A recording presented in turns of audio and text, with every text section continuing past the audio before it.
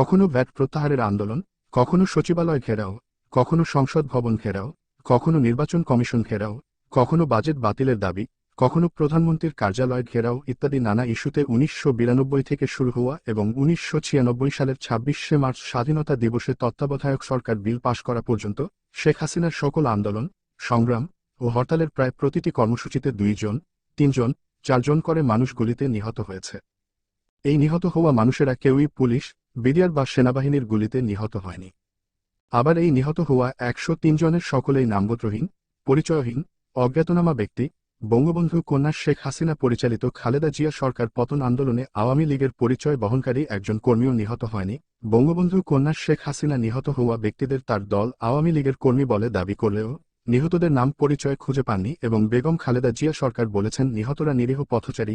আন্দোলনের সময় গুলিতে নিহত হতভাগা ব্যক্তিরা নিরীহ পথচারী না, রাজনৈতিক কর্মী সেটা মুখ্য বিষয় না।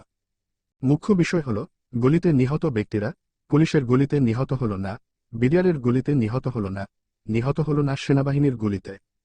তবে কাদের গুলিতে ১৯৯২ সাল থেকে ১৯৯৬ সাল পর্যন্ত কেবল ঢাকা শহরেই ১০৩ জন মানুষ নিহত হল। হোক না নিহতরা অজ্ঞাত পরিচয়, তবু নিহত হতভাগারা তো এদেশের মানুষ ছিল। কারা তাদের নির্বিচারে গুলি করে হত্যা করল, হত্যাকারীরা কারা, কি তাদের পরিচয়, কারা হত্যাকারীদের মানুষ খুন করার জন্য মদত দিল, কারা হত্যার আয়োজন করল, কার স্বার্থে এতগুলো মানুষ খুন করা হলো। বঙ্গবন্ধু কন্যা শেখ হাসিনার ভাষায় নিহতরা পুলিশের গুলিতে নিহত না হলেও খালেদা জিয়ার বিএনপি সন্ত্রাসীরা নিহতদের গুলি করে খুন করেছে। প্রতিটি আন্দোলন, হরতাল, ঘেরাও কর্মসূচিতেই এভাবে নিরীহ পথচারী মানুষ শেখ হাসিনার ভাষায় বিএনপি সন্ত্রাসীদের গুলিতে নিহত হতে লাগল। যে কোন ধরনের কর্মসূচির নির্দিষ্ট দিনের ২-৩ আগে ঢাকা শহরের সকল পেশাদারি খুনিদের কাছে মানুষ খুন করার জন্য অগ্রিম টাকা পৌঁছে দেওয়া হতো। পেশাদার খুনিদের বলা হতো, আমাদের আগামী কর্মসূচির নির্দিষ্ট দিনে লাশ চাই। মানুষের লাশ, হোক সে যে কোন মানুষের লাশ, এই দেওয়া হলো অগ্রিম টাকা। বাকি টাকা লাশ দেওয়ার পর কর্মসূচির নির্দিষ্ট দিনে কর্মসূচির সফলতার দিকে নজর দেওয়া হতো না।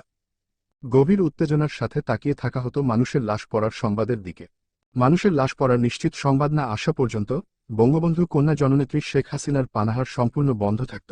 যতক্ষণ পর্যন্ত মানুষ খুন হওয়ার চূড়ান্ত খবর না আসত, জননেত্রী শেখ হাসিনা শুধুমাত্র চা আর সেই সাথে ফেন্সিডিল ছাড়া অন্য কোন কিছু খেতেন তো নাই, শুধু ছটফট করতেন আর এখনো লাশ পড়ল না, এখনো লাশ পড়ল না, এরপর আমি কি করব, কি কর্মসূচি দেব, এখনো লাশ পড়ল না বলে উন্মাদিনী পাগলির ন্যায় প্রলাপ বকতে থাকতেন এবং ২৯ নম্বর রোডের দোতলা, নিচতলা পায়চারি করতে থাকতেন।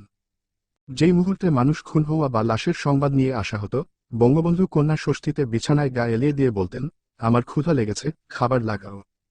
১-১.৫ ঘণ্টা স্বস্তি ও সুখের নিদ্রা শেষে বঙ্গবন্ধু কন্যা শেখ হাসিনা ঘুম থেকে উঠে খাওয়া দাওয়া করে তৈরি হয়ে হাতে রুমাল নিয়ে ঢাকা মেডিকেল হাসপাতালের মর্গে লাশ দেখতে চলে যেতেন। হাসপাতালের মর্গে লাশ দেখে রুমাল চেপে ধরতেন, ফটো সাংবাদিকরা ছবি তুলত। লাশ দেখে বঙ্গবন্ধু কন্যা জননেত্রী শেখ হাসিনা অশ্রু সংবরণ করতে পারলেন না। এই ক্যাপশন দিয়ে সে ছবি পত্রিকায় ছাপা হতো, সচিবালয় ঘেরাওয়ের এক কর্মসূচির দিনে দুপুর গড়িয়ে ২টা বেজে গেল, কিন্তু লাশ পড়ার কোন সংবাদ এলো না। এদিক সেদিকে কত লোক পাঠালেন, কিন্তু লাশের কোন সংবাদ নেই। বঙ্গবন্ধু কন্যা তীব্র উত্তেজনায় প্রায় উন্মাদ হয়ে প্রলাপ বকতে লাগলেন, সকাল ১০টায় সচিবালয় ঘেরাও করার কথা, এখন পর্যন্ত একটি লাশও পড়েনি, পুলিশ একটি টিয়ার গ্যাসও ছোড়েনি। আওয়ামী লীগের কেন্দ্রীয় নেতা বর্তমানে বাণিজ্যমন্ত্রী তোফায়েল আহমেদ শুধু জাতীয় প্রেসক্লাবের উল্টো দিকে এনএসআই বিল্ডিংয়ের সামনে বিশাল কড়ি গাছের নিচে দাঁড়িয়ে বাদাম খাচ্ছেন ও পুলিশ অফিসারদের সাথে গল্প করছেন। এদিকে বিজয়নগরে শেখ হাসিনা ও শেখ রেহানার চাইনিজ রেস্টুরেন্ট সুনগার্ডেনের সামনে বসে কনসুক খাচ্ছেন কেন্দ্রীয় নেত্রী বর্তমান খাদ্যমন্ত্রী মতিয়া চৌধুরী। ২৯ নম্বর রোডের সরকারি বাসভবনে বিরোধী দলীয় নেত্রী শেখ হাসিনার কাছে সংবাদ এলো, লাশ ফেলার মতো ন্যূনতম কোন ক্ষেত্রও তৈরি হচ্ছে না, আর তাই লাশ ফেলা যাচ্ছে না। অর্থাৎ খুনিদের মানুষ খুন করতে যে গোলাযোগপূর্ণ পরিবেশ সৃষ্টি করতে হয়, তার নিম্নতম পরিবেশও সৃষ্টি হচ্ছে না। শেখ হাসিনা ও তার দল আওয়ামী লীগের আজকের সচিবালয় ঘেরাও কর্মসূচি ব্যর্থ হয়েছে। কোন রকম গোলযোগ হচ্ছে না, সব কিছু শান্ত ও স্বাভাবিক রয়েছে, ফলে খুনিরা মানুষ খুন করার সুযোগ পাচ্ছে না। এই কথা শুনে বঙ্গবন্ধু কন্যা শেখ হাসিনা বললেন, যাও দ্রুত যাও, তোফায়েল ভাইয়ের কাছে যাও, মতিয়া চৌধুরীর কাছে যাও, যেয়ে আমার কথা বল, সামান্য একটা কিছু করতে বল। আজ যদি কিছু না হয়, তাহলে আগামী দিনে কর্মসূচি দেওয়ার কোন পুঁজি থাকবে না। যাও, তাড়াতাড়ি যেয়ে বল সামান্য গোলযোগ সৃষ্টি করতে। ছুটে যাওয়া হলো, যে তোফায়েল আহমদকে বলা হলো, তোফায়েল ভাই নেত্রী সামান্য গোলযোগ সৃষ্টি করতে বলেছেন। শুনেই ভয়ানক রেগে গিয়ে তোফায়েল আহমদ বললেন, যাও এখান থেকে, আমি ওইসবে বিশ্বাস করি না, আমি নিয়মতান্ত্রিক রাজনীতিতে বিশ্বাস করি, আমি ওইসবে বিশ্বাস করি না, আর একবারও তুমি আমাকে ওইসব বলবে না, তুমি যাও এখান থেকে। এই কথা বলে তোফায়েল তাকে আহমদ তাড়িয়ে দিল। এরপর আসা হলো মতিয়া চৌধুরীর কাছে। মতিয়া চৌধুরী সব শুনে প্রথমে চড়া গলায় বলল, আমি এগুলো পারবো না। সঙ্গে সঙ্গে চুপ করেন বলে মতিয়া চৌধুরীকে একটা ধমক দিতেই মতিয়া চৌধুরী ভেজা বিড়ালের মতো চুপ মেরে যেয়ে বলল, দেখ আমি মহিলা মানুষ, আমি কি করতে পারি, তুমি বসো বলে চেয়ার থেকে উঠে দাঁড়িয়ে বললেন, স্যুপ খাও, স্যুপ খাও। এদিকে স্যুপ দেন বলে সুঙ্গারডেনের বয়কে ইশারা করলেন। 29 নং মিন্টু রোডে যে পরিস্থিতি বলা হলে বঙ্গবন্ধু কন্যা জননেত্রী শেখ হাসিনা নগদ 1 লক্ষ টাকা দিয়ে বললেন, আমি লাশ চাই, যে করেই হোক লাশ চাই। বেলা তখন 3টা। কাপ্তান বাজারের উত্তর পাশে গুলিস্তান বাসস্ট্যান্ডের কাছে মানুষ খুনের জন্য। খুনিরা অপেক্ষা করতে লাগল। ঢাকার বাইরে থেকে একটা বাস এসে ভিড়ল। কত মায়ের সন্তান, কত বোনের স্বামী, কত সন্তানের পিতা বাস থেকে নামতে শুরু করল। বাস থেকে নাম না জানা নিরীহ 20 বিভাজন 30 জন যাত্রীর সামান্য ভিড়, খুনিদের দেশে তৈরি পাইপ গান। গর্জে উঠল, পাইপ গানের এক জাগ গুলি নাম না জানা নিরীহ যাত্রীদের বিদ্ধ করল। 14 বিভাজন 15 জন যাত্রী পিত্রালার রাজপথে লুটিয়ে পড়ল।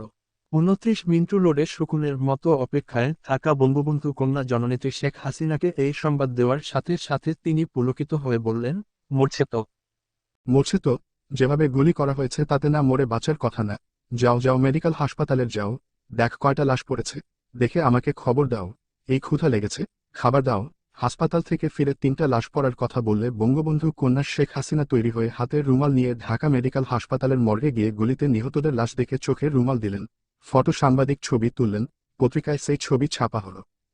মহিলা আওয়ামী লীগের সভানেত্রী, কেন্দ্রীয় আওয়ামী লীগের মহিলা সম্পাদিকা, আওয়ামী লীগের সাধারণ সম্পাদক বর্তমান এলজিআরডি মন্ত্রী জিল্লুর রহমানের স্ত্রী আইভি রহমান 1992 সালে বঙ্গবন্ধু কন্যা শেখ হাসিনাকে জনৈক মহিলার নাম উল্লেখ করে বললেন, নেত্রী ওর নামে অনেক স্ক্যান্ডেল আছে। জননেত্রী শেখ হাসিনা সঙ্গে সঙ্গে বললেন, কি বেশ্যা, এই তো কুকুরের জাতকে তো বেশ্যা দিয়েই নেতৃত্ব দেব। আওয়ামী লীগ সভানেত্রী শেখ হাসিনার মুখে এই কথা শোনার পর আইভি রহমান হয়ে যান, আর একটি কোথাও না বাড়িয়ে বিদায় নেন। ধানমন্ডি 32-এ বঙ্গবন্ধু ভবনের লাইব্রেরি কক্ষে বসে শেখ হাসিনা, শেখ হাফিজুর রহমান টোকেন, শেখ মারুফ এবং আরও কয়েকজন গল্প করছে। আওয়ামী লীগের আসন্ন কাউন্সিলে কাকে জেনারেল সেক্রেটারি করা যায় কথা উঠলে বঙ্গবন্ধু কন্যা শেখ হাসিনা বলেন, সাজেদা চৌধুরী মেয়ে মানুষ, তাকে জেনারেল সেক্রেটারি রাখা চলে না। তোমরা এমন একজন পুরুষের নাম বল, যে শুধু নামেই পুরুষ, কিন্তু কাজে কর্মে মেয়ে মানুষের চেয়েও লেভেনলিস। পুরুষ চরিত্রের কোন পুরুষকে জেনারেল সেক্রেটারি বানানো যাবে না। পুরুষ চরিত্রের কোন পুরুষকে দলের সেক্রেটারি করলে সে আব্দুল রাজ্জাকের মতো দল ভেঙে ফেলবে। একজন পুরুষকেই দলের সাধারণ সম্পাদক করতে হবে, যে নামে পুরুষ কাজে পুরুষ নয়। এমন একজন মেরুদণ্ডহীন পুরুষকেই দলের সাধারণ সম্পাদক করতে হবে। তোমরা খুঁজে এমন একজনকে বের কর। শেখ হাফিজুর রহমান টোকেন বলল, ফুফু জিল্লুর রহমানকে বানালে কেমন হয়? সঙ্গে সঙ্গে শেখ হাসিনা বললেন, ইয়েস, তুমি তো ঠিক বলেছ, উই তো সবচাইতে ফিটেস্ট। শেখ মারুফ বলল, না বুবু আপা, জিল্লুর রহমানকে বানানো যাবে না। জিল্লুর রহমান আর তার বউ আইভি রহমান 15ই আগস্টের পর খুনি ফারুক ডালিমদের দাওয়াতে করে বিরিয়ানি রান্না করে খাইয়েছিল। সুতরাং জিল্লুর রহমানকে তুমি জেনারেল সেক্রেটারি বানাতে পার না। বঙ্গবন্ধু কন্যা শেখ হাসিনা বললেন, হ্যাঁ, একেই আমার দরকার। সব দিক থেকে উপযুক্ত। জিল্লুর রহমানকেই দলের জেনারেল সেক্রেটারি করলে ভেড়া বানিয়ে রাখা যাবে। এই ভেড়া গলায় রশি না থাকলেও উঠানের বাইরে যাবে না। বঙ্গবন্ধু কন্যা শেখ হাসিনা ঠিকই কাউন্সিল করে জিল্লুর রহমানকে আওয়ামী লীগের সাধারণ সম্পাদক করলেন। বঙ্গবন্ধু কন্যা শেখ হাসিনা তার রাজনৈতিক জীবনে দুটি জিনিস ছাড়া অন্য কোন কিছুই চিনেননি। জিনিস দুটির একটি হল অর্থ, মানে টাকা পয়সা, আর অন্যটি হল লাশ, মানে মানুষের লাশ। এই দুটি জিনিস ছাড়া আর দলের নেতা, কর্মী, শুভানুধ্যায়ী এবং অন্যান্য যারা তার বঙ্গবন্ধু কন্যা শেখ হাসিনার কাছে এসেছেন তাদের কাছে কোনোদিনই তিনি অন্য কোন কিছুই চাননি। এমনকি 28শে সেপ্টেম্বর তার জন্মদিনে যারা টাকা ছাড়া অন্য কোন কিছু উপহার নিয়ে আসতেন, বঙ্গবন্ধু কন্যা শেখ হাসিনা ভর্ৎসনার সাথে তাদের বলতেন, এগুলো আমি নেই না, আমি ক্যাশ চাই, ক্যাশ, নগদ টাকা ছাড়া অন্য উপহার আমি গ্রহণ করি না। 96 সালের 28শে সেপ্টেম্বর গণভবনে বসেও তিনি একই কথা বলেছেন। অর্থের দাবি বঙ্গবন্ধু কন্যা শেখ হাসিনার প্রধান দাবি। আপনি যেই হন না কেন, যেখান থেকেই টাকা নিয়ে আসেন না কেন, জননেত্রী শেখ হাসিনার কথা হচ্ছে তাকে টাকা দিতে হবে। যদি টাকা না দেন তাহলে তার, শেখ হাসিনার কাছে মানুষ হিসেবেই গণ্য হবেন না। বঙ্গবন্ধু কন্যা জননেত্রী শেখ হাসিনাকে ডান হাতের টাকা দেবেন, ডান হাতের টাকা বা হাতে নেওয়ার সঙ্গে সঙ্গে তিনি, শেখ হাসিনা আপনার কথা বেমালুম ভুলে যে টাকার জন্য নতুন মক্কেলের দিকে হাত বাড়িয়ে দেবেন, এমনভাবে তিনি টাকা নেবেন যেন তার পিতার উত্তরাধিকার হিসেবে পিতার টাকাই আপনার কাছ থেকে নিচ্ছেন। টাকা চাই চাই, টাকা দিতেই হবে। চুরি করে টাকা এনেছেন, তাও দিতে হবে। কালো বাজারি বা পাচার করে টাকা এনেছেন, তাও দিতে হবে। মানুষ খুন করে টাকা এনেছেন, তাও দিতে হবে। ঘুষ খেয়ে টাকা এনেছেন, তাও দিতে হবে। ঘুষ খেতে ও ঘুষ দিতে শেখ হাসিনার জুরি মেলা ভার। টাকা না দিলে আপনাকে মুহূর্তের মধ্যে অপমান করে বের করে দিতে পারেন, আবার টাকা দিলেই আপনাকে সমাদর করে মর্যাদা দিয়ে চেয়ারে বসাতে পারেন। একদিন ধানমন্ডি ৩২-এ বঙ্গবন্ধু ভবনের লাইব্রেরি কক্ষে বসে আছেন শেখ হাসিনা এবং তার চাচাতো ভাই শেখ হেলাল। এমন সময়ে বজলুর রহমান, শেখ মুজিবের পিএ, বর্তমানে প্রধানমন্ত্রী শেখ হাসিনার লিয়াজো অফিসার, জনৈক ব্যক্তিকে সঙ্গে করে নিয়ে এসে বলল, নেত্রী ইনি একটা অনুষ্ঠান করতে চান। বজলুর রহমানের কথা শেষ না হতেই শেখ হাসিনা রেগে চেয়ার থেকে উঠে দাঁড়িয়ে উচ্চকণ্ঠে আগন্তুক লোকটিকে বললেন, এখানে কি ইতরামি করতে এসেছেন?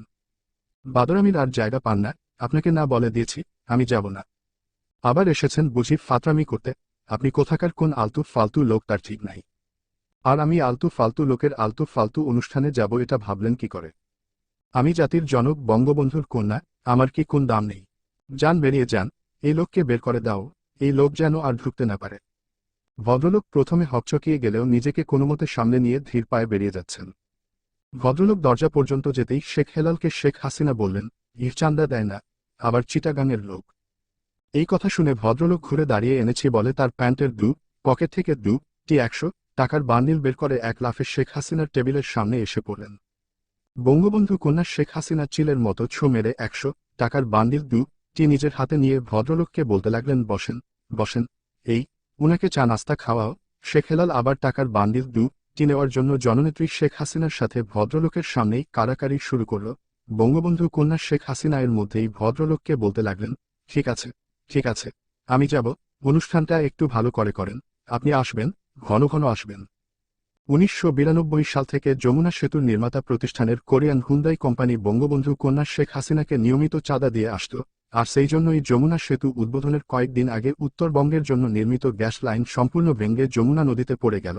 সংশ্লিষ্ট কর্তৃপক্ষ গ্যাস লাইন নির্মাণে হুন্দাই কোম্পানির ত্রুটি, অনিয়ম, নিম্নমানের অভিযোগ আনলেও শেখ হাসিনার সরকার বেমালুম নীরব থাকে। বঙ্গবন্ধু কন্যা শেখ হাসিনা আওয়ামী লীগের কোন নেতা কর্মীকে কখনোই নীতির কথা শোনাননি, আদর্শের কথা শোনাননি, ত্যাগের কথা শোনাননি। যেই তার কাছে গিয়েছে তাকেই তিনি কারণে অকারণে শুধু বলতেন, আমি নির্দেশ দিলাম মেরে লাশ ফেলে দাও, আমি লাশ চাই। আওয়ামী লীগের বর্তমান মন্ত্রীরা অনেকেই বলতেন, বঙ্গবন্ধু কন্যা সভানেত্রী শেখ হাসিনা তো টাকা আর লাশ ছাড়া কিছুই বোঝে না, আর কত টাকা আর কত লাশ দেব, অবক্ষয় অবক্ষয়। শিল্পপতি জহির হত্যার প্রধান খুনি আসামি ইউসিবিএল ব্যাংকের পরিচালক চেয়ারম্যান আখতারুজ্জামান বাবু বলেন, আর কত টাকা দেব, দিতে দিতে তো নিঃশেষ হয়ে গেলাম। বঙ্গবন্ধু কন্যা আওয়ামী লীগ সভানেত্রী শেখ হাসিনা ১৯৮১ সালের ১৭ই মে বাংলাদেশ আসার পর থেকে তার স্বামী ডক্টর ওয়াজেদ মিয়ার সাথে কখনোই একটি দিন বা একটি রাত স্বামী স্ত্রী হিসেবে কাটাননি।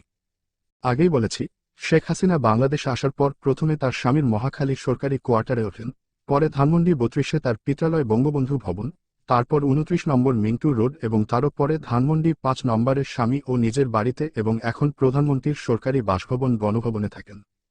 কিন্তু তার স্বামী ডক্টর ওয়াজেদ প্রথম থেকে এখন পর্যন্ত তার, ডক্টর ওয়াজেদের, মহাখালীর আণবিক শক্তি কমিশনের কোয়ার্টারেই রয়েছেন।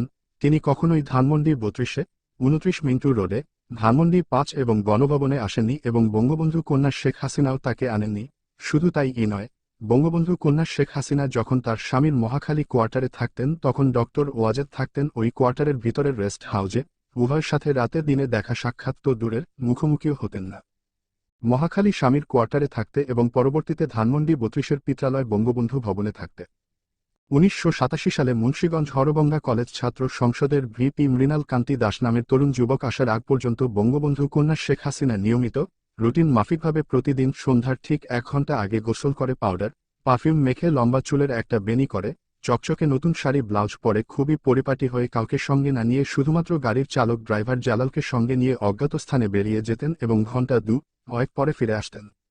শুধু এই সময়ে ওই অজ্ঞাত স্থানে যাওয়া ছাড়া বঙ্গবন্ধু কন্যা শেখ হাসিনা আর কখনোই একা শুধু জিপ গাড়ি আর চালক নিয়ে বাইরে যেতেন না। ওই সময় এবং ওই অজ্ঞাত স্থান ছাড়া যেখানেই তিনি যেতেন তার সাথে সকলকে অবশ্যই সঙ্গে নিয়ে যেতেন। 1987 সালে মুন্সিগঞ্জ হরগঙ্গা কলেজ ছাত্র সংসদের ভিপি তরুণ যুবক মৃণাল কান্তি দাসের সাথে বঙ্গবন্ধু কন্যা শেখ হাসিনার পরিচয় হয় এবং পরিচয়ের পর থেকেই মৃণাল কান্তি দাস ধানমন্ডি বঙ্গবন্ধু ভবনে দিবারাত্রি সার্বক্ষণিকভাবে থাকতে শুরু করল। শেখ হাসিনা তখন ওই বাড়িতেই থাকেন। শেখ হাসিনা ধীরে ধীরে নিয়মিত রুটিন মাফিক সন্ধ্যার আগে অজ্ঞাত স্থানে যাওয়া ছেড়ে দিলেন। অধিক রাত পর্যন্ত, এমনকি গভীর রাত পর্যন্ত ধানমন্ডি 32-এর বঙ্গবন্ধু ভবনের লাইব্রেরি কক্ষে ভেতর থেকে দরজা লাগিয়ে মৃণাল কান্তি দাস আর শেখ হাসিনা কুটকুট করে কথা বলতেন এবং খিলখিল করে হাসাহাসি করতেন। হ্যাংলা পাতলা তরুণ মৃণাল কান্তি দাস অচিরেই ফুলে ফেপে এমন নাদুস নুদুস হল যে মৃণালের পাসার নিতম্বের আয়তন হল প্রায় 70 ইঞ্চি। বঙ্গবন্ধু কন্যা শেখ হাসিনার কাছে মৃণালের গ্রহণযোগ্যতা এতই বেড়ে গেল যে তা সকলের কাছে ঈর্ষার ব্যাপার হয়ে দাঁড়াল। মৃণাল কান্তি দাস হল শেখ হাসিনার সবচেয়ে ঘনিষ্ঠ ব্যক্তি। বঙ্গবন্ধু কন্যা শেখ হাসিনার উপর মৃণাল কান্তি দাসের প্রভাব এতই বেশি হলে যে আওয়ামী রাজনীতির সকলেই মৃণাল কান্তি দাসকে শেখ হাসিনা রাজ্যের সম্রাট বলে কুনিশ করতে কুণ্ঠিত হতো না। মৃণাল এতই ক্ষমতাবান হল যে 1990 সালে আওয়ামী লীগের কেন্দ্রীয় কমিটির জেনারেল সেক্রেটারি বর্তমান পরিবেশ ও বনমন্ত্রী সৈয়দা সাজেদা চৌধুরীকে অপমান অপদস্থ করে বঙ্গবন্ধু ভবন থেকে বের করে দিল। আওয়ামী লীগের সাধারণ সম্পাদিকা সৈয়দা সাজেদা চৌধুরী আওয়ামী লীগের সভানেত্রী বঙ্গবন্ধু কন্যা শেখ হাসিনার কাছে এর বিচার ও প্রতিকার না পেয়ে দলের ওয়ার্কিং কমিটির সভায় পর্যন্ত এই ঘটনা তুলেছিলেন। এরপরে মৃণাল কান্তি দাস সর্বেসর্বা হয়ে পড়ল। বঙ্গবন্ধু কন্যা শেখ হাসিনার পোষ্য আত্মীয় বর্তমানে প্রধানমন্ত্রীর এপিএস বাহাউদ্দিন নাসিম এবং বর্তমানে প্রধানমন্ত্রী শেখ হাসিনার চিফ সিকিউরিটি নজিব আহমেদেরা মৃণালের হুকুমে মৃণালকে সিগারেট এনে দিয়ে ধন্য হতো। বঙ্গবন্ধু ভবনে একদিন মুনালসহ 4-5 জন তাস খেলছে। বেলা তখন 3টা সাড়ে 3টা। এমন সময় বঙ্গবন্ধু কন্যা শেখ হাসিনার একমাত্র আপন মামা আকরাম মামু এসে কুভঙ্গিতে কুইঙ্গিত করে মৃণালকে বললেন, এই মৃণাল যাও না, তোমার জন্য না খেয়ে বসে আছে। মৃণাল বলল, আরে থাকতে দেন কিছুক্ষণ না খেয়ে। মৃণাল খেতে যাচ্ছে না, তাই শেখ হাসিনা না খেয়ে মৃণালের প্রতীক্ষা করছেন। আকরাম মামা সেই কথায় মৃণাল কান্তি দাসকে বললেন, কিন্তু আকরাম মামার এই কথা বলার বাচনভঙ্গি খুবই খারাপ এবং খুবই আপত্তিকর। আর মৃণাল কান্তি দাস যাদের সাথে বসে তাস খেলছিল তাদের কাছে আরও ক্ষমতা প্রদর্শনের জন্য আরও ডাট করে জবাব দিল, আরে থাকতে দেন কিছুক্ষণ না খেয়ে। অর্থাৎ বঙ্গবন্ধু কন্যা শেখ হাসিনাকে না খেয়ে তার মৃণালের জন্য আরও কিছুক্ষণ অপেক্ষা করতে দেন। মৃণাল কান্তি দাস হয়ে উঠল বঙ্গবন্ধু কন্যা শেখ হাসিনা রাজ্যের একক অধিপতি। মৃণালের কথাবার্তায়, চাল চলনে, আচার ব্যবহারে একক অধিপতির ছাপ পরিস্ফুটিত হতে লাগল। একদিন মৃণাল কান্তি দাস বঙ্গবন্ধু কন্যা শেখ হাসিনার উপর রাগ করে চলে গেল। বঙ্গবন্ধু কন্যা শেখ হাসিনা নিজে গিয়ে রাগ ভাঙিয়ে মৃণাল কান্তি দাসকে সঙ্গে করে বঙ্গবন্ধু ভবনে নিয়ে এলেন। এর কিছুদিন পর মৃণাল আবারও রাগ করে বঙ্গবন্ধু ভবন ত্যাগ করে চলে গেলে শেখ হাসিনা অনন্যোপায় হয়ে মৃণালকে আবারও বঙ্গবন্ধু ভবনে ফিরিয়ে আনলেন। 1991 সালের নির্বাচনে হেরে গিয়ে ধানমন্ডি 32 নম্বরের বঙ্গবন্ধু ভবন ত্যাগ করে বিরোধী দলীয় নেত্রী হিসেবে বঙ্গবন্ধু কন্যা শেখ হাসিনা মৃণাল কান্তি দাস ও তার 3 পোষ্য আত্মীয় নজিব, নাসিম ও নকিবকে সঙ্গে নিয়ে 29 নম্বর মিন্টু রোডের সরকারি বাসায় উঠলেন। বঙ্গবন্ধু কন্যা শেখ হাসিনা তার 3 পোষ্য আত্মীয় নজিব এবং নাসিম ও নকিবকে সঙ্গে নিয়ে মিন্টু রোডের বাসায় ওঠায় মৃণাল কান্তি দাস যার পর্নায় অসন্তুষ্ট হল। এই অসন্তুষ্টির এক পর্যায়ে মৃণাল কান্তি দাস বঙ্গবন্ধু কন্যা শেখ হাসিনার মিন্টু রোডের সরকারি বাসা ত্যাগ করে চলে গেল। মৃণাল চলে যাওয়ার পর শেখ হাসিনা 3-3বার নিজে স্বয়ং মৃণালকে ফিরিয়ে আনতে যান, কিন্তু মৃণাল কান্তি দাস ফিরে না এসে লোকের কাছে পরোক্ষভাবে বঙ্গবন্ধু কন্যা শেখ হাসিনার সাথে তার দৈহিক সম্পর্কের কথা প্রচার করতে থাকে। কথায় কথায় মৃণাল কান্তি দাস হাসতে হাসতে বলতে থাকে, শেখ হাসিনার শরীরে কোথায় কি আছে, কতটুকু আছে আমি মৃণালের জানতে বাকি নেই। মৃণালের এসব কথা লোকে বঙ্গবন্ধু কন্যা শেখ হাসিনার কানে পৌঁছাতে লাগল। বছর কয়েক পরে বাংলা নতুন শতাব্দীর 1401 সালের 1লা বৈশাখ প্রত্যুষে অন্য কেউ আসার আগেই মৃণাল কান্তি দাস 29 নম্বর মিন্টু রোডের দোতলার বারান্দায় এসে বঙ্গবন্ধু কন্যা শেখ হাসিনার সাথে দেখা করলে বঙ্গবন্ধু কন্যা শেখ হাসিনা দূরে ঘাস খেতে থাকা একটি ছাগল দেখিয়ে মৃণালকে বলেন, দেখ এইটা হলো তুই। এর বছরখানেক পরে মৃণাল কান্তি দাস পুনরায় নিয়মিতভাবে বঙ্গবন্ধু কন্যা শেখ হাসিনার সাথে যোগ দিলেও পূর্বের অবস্থানে যেতে পারেনি। শেখ হাসিনা 1996 সালের 17 ফেব্রুয়ারি সন্ধ্যাবেলা ধানমন্ডি বঙ্গবন্ধু ভবনের ভেতরের গেটের সামনে পিছন দিক থেকে মৃণাল কান্তি দাসের ভুঁড়ি জড়িয়ে ধরা ছাড়া আর তেমন কোন পাত্তা দেননি। এদেশের হিন্দু সম্প্রদায় চাকুরিজীবী হোক আর ব্যবসায়ী হোক, অবলীলাক্রমে এই দেশের সকল ধন সম্পদ ভারতে পাচার করে। চাকুরিজীবী বৈধ অবৈধ যেভাবেই অর্থ উপার্জন করুক, অর্থাৎ অসৎ পথে ঘুষ দুর্নীতির মাধ্যমেই অর্থ উপার্জন করুক কিংবা চাকরির বেতনের মাধ্যমে অর্থ উপার্জন করুক, যেভাবে উপার্জন করুক তাদের উপার্জিত সকল ধন সম্পদই ভারতে পাচার করবে। হিন্দু ব্যবসায়ীদের ক্ষেত্রেও একই কথা প্রযোজ্য। হিন্দু সম্প্রদায় কখনোই এই দেশকে তাদের দেশ মনে করে না। আর তাই এই দেশ থেকে বৈধ অবৈধভাবে উপার্জিত সমুদয় অর্থ ভারতে পাচার করে। অনুরূপভাবে প্রধানমন্ত্রী শেখ হাসিনা এবং তার পরিবার পরিজন সকলেই এই দেশকে নিজের দেশ মনে করে না, আর সেই কারণেই প্রধানমন্ত্রী শেখ হাসিনা, শেখ রেহানা বৈধ অবৈধ যেভাবে অর্থকরী উপার্জন সকল ধন সম্পদ বিদেশে পাচার করেন, প্রধানমন্ত্রী শেখ হাসিনা এবং তার পরিবারের লোকেরা প্রধানত ভারত, সিঙ্গাপুর, হংকং, লন্ডন এবং যুক্তরাষ্ট্রে ধন সম্পদ পাচার করে।